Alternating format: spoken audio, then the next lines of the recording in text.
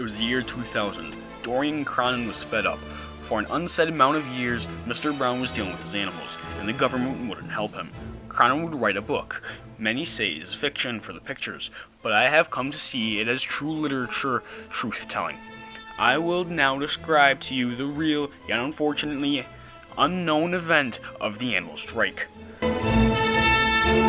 The book that describes the tense battle between the two people is named Click Clack Moo, Cows That Type. In the book, Cronin would describe how a few cows with unordinary knowledge would start a strike.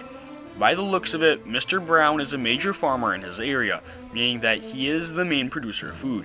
We can also tell that the overall condition of the farm is deteriorating. With that, I will jump in. The cows would be cold at night. They were loyal to Brown, but that would wane with the barn allowing wind to enter.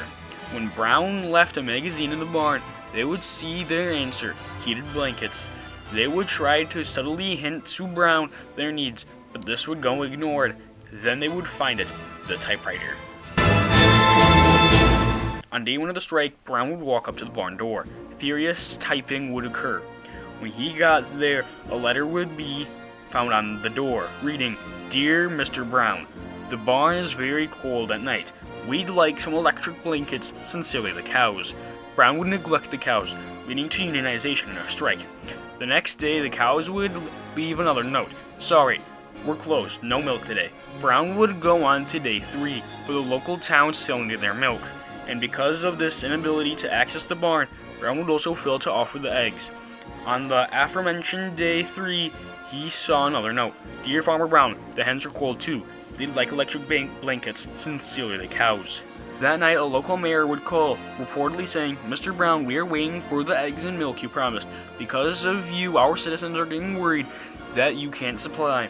Brown would get to work that night, writing to the cows, "There will be no electric blankets. I demand milk and eggs." The ducks would deliver the note, bringing back an offer from the cows.